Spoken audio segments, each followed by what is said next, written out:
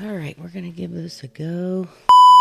Okay, welcome back to The Real Deal STL, where we talk about real life situations in the real estate industry. I am Sarah Bell with Gold Bell Real Estate, here to talk to you today about how to become a realtor. So, as you can see, I'm up at the crack of dawn and recording this because I want you, the general public, and everyone out there who watches my podcast to know what it takes to actually become a realtor.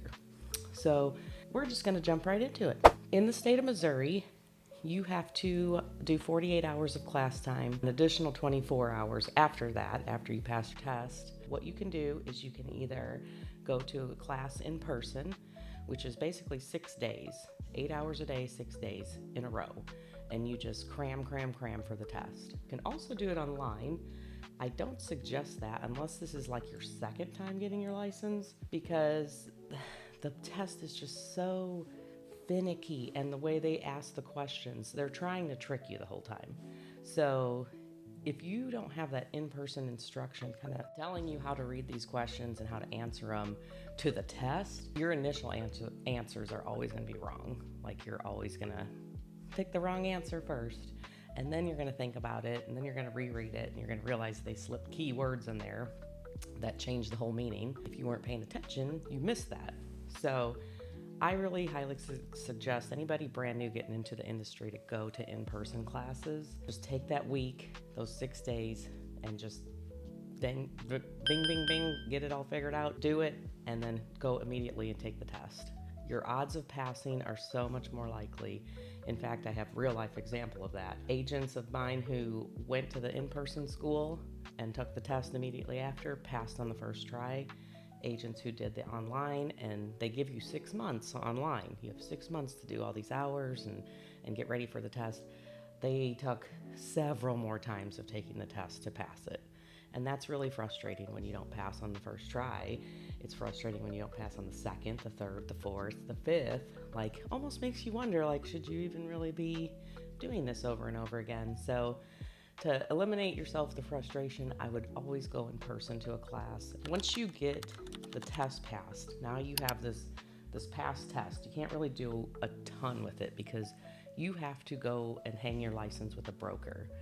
So for the first 2 years you're an agent, you have to be under a broker. That's just how Missouri works. Once your 2 years is up, you're free to go take the broker test and do it on your own if that's what you want to do. That is the person that's going to teach you everything.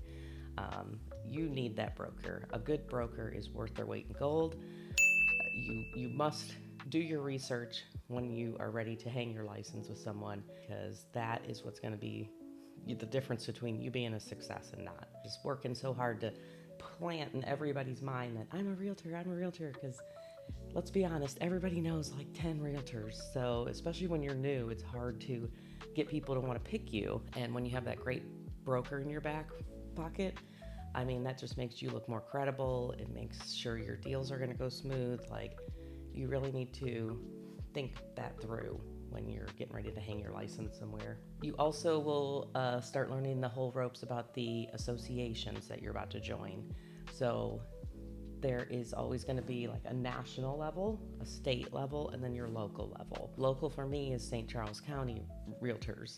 We have St. Louis to our east, we have East Central to our north, we have boards all over the state of Missouri. So you will choose the board that probably makes most sense is which one is closest to you. That is where you can go for your classes, for your CE, your continuing ed that you have to do every 2 years. That's the place you can also go to join committees. And if you're interested in like sitting on the governing board of your local association, like there's all kinds of things happening within your local boards that you can take advantage of and advance yourself professionally and personally. And those are places too where you're going to pay dues. So when you first get your license, just for example, like the classes probably cost about like $350 to $500, I guess, at the most. Tests are like $80, $90 every time you take it. And then once you are ready to join a brokerage and get all involved, you're going to pay dues to the board. So now you're going to belong to a board, and that's where you're going to get all your tools, like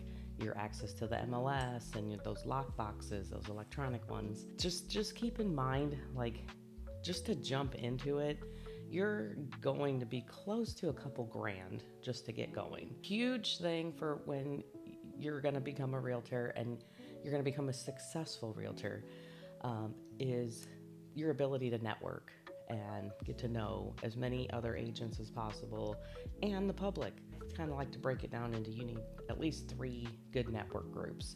You need your real estate group, you need your business professional group, and you need your community group. So if you can be involved in 3 different avenues that way, I think you've got your bases all covered, especially in the beginning. No one's going to know you're doing it if you're not talking about it. And that was something that I struggled with in the beginning too, is just telling people that I do it because I didn't want to feel like intrusive or like pushy, like I'm a realtor, like just walking around. But if you just sit and listen to conversations at like a family event or in a restaurant or anything, everyone's talking about houses. It's so weird though. You've got to be confident enough in yourself to know that you're coming from a place of value and you're trying to help. Don't feel burdened to talk to people about what you do. You're not going to make it in this industry if you're quiet about it. If your style is emails, then do it consistently because that can work too. Like it's always about expanding. Also, what I wanted to bring up today is these conferences, these real estate conferences, and there's so many happening all the time. We have small ones on our local levels where maybe a lender is hosting the state. We have 3 Missouri state conferences every year, and those are amazing to go to because not only do you go and learn some new things and get the update on our industry, but you get to network with people from all over the state. I got a referral this year from an agent in Branson. She had someone selling down there, so she had the listing, and then she needed her to find a place up here. It was not the easiest because we were contingent on the sale of that house, but guess what? It all worked out in the end, and we got her a place up here, and that's the name of the game, is picking up people all over the state and helping each other survive in this industry.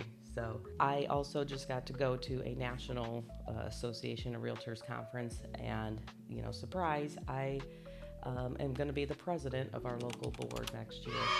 And this conference was basically for me as the president-elect, it's called. We got to go to a conference to help us learn, how to conduct ourselves as the president of the board next year, how to work best with the governing board there, what my role really is, and also how to work with the staff of our local board. They're there to support our members and to do all the things that our board is doing, which is events, classes, professional development, a grievance. Like when somebody goes rogue out in the field, we have a process to help make sure that did they really do something wrong? Do they deserve a punishment?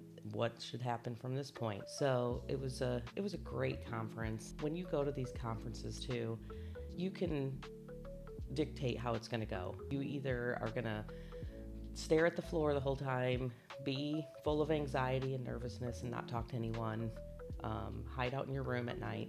You can do that, and you can just go and gather the information from the speakers and the classes that are there and be a quiet person at a conference. Or you can walk around, make eye contact with everybody. You can introduce yourself, you can take cards, you can exchange information with other agents from different parts of the state that you think someday you may have a buyer or seller in, and make connections. And just even following each other's like business pages and things after you get to meet is huge, because then you can see what they're doing in their market. The national ones are awesome. This one I was just at had 1,700 people at it. So it does feel a lot more crowded. I don't feel like there's as many times I can really stop and step to the side and meet people, because it's just like non-stop like information.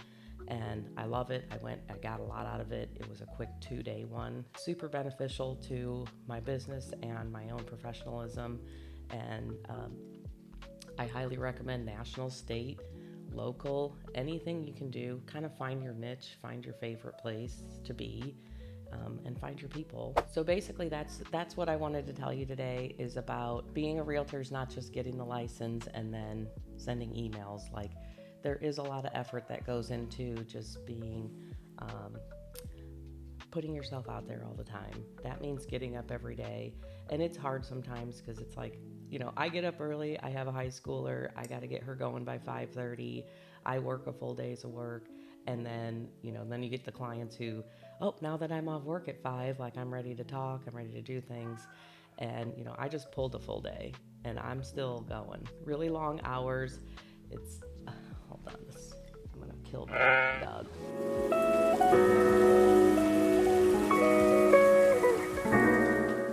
Okay, so to wrap it up, I just want to let everybody know that if you are interested in being a realtor, you have questions about like what my normal day is like. Well, I don't have a normal day, but I can tell you some things that might either make you very happy or make you very scared. So, but I'm always willing to talk to anybody about it. I think it's a wonderful industry to be in because you can really make everything work around your schedule.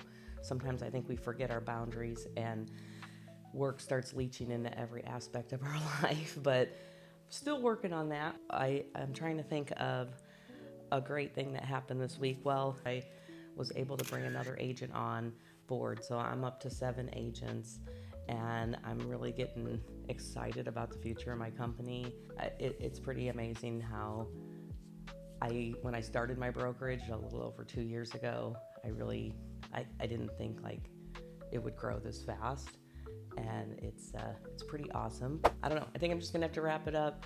So thanks for joining me again on another episode of Real Deal STL, where I talk about real life things in the real estate industry.